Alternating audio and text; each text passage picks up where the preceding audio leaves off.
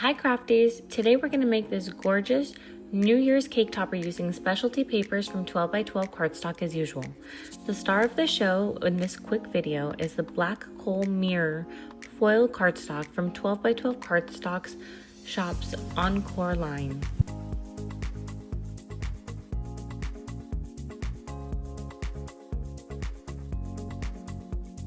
When piecing together my elements, I used Barely Art's Precision Craft Glue, but for the large arch panel, which is mostly empty space, I'm using double-sided tape so that you can't see glue marks through it.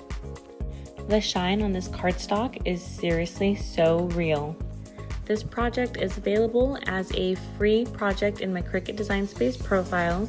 Just note that the printed pattern portion, you'll have to upload your own pattern of choice. I chose black and gold alcohol ink. Happy crafting, friends!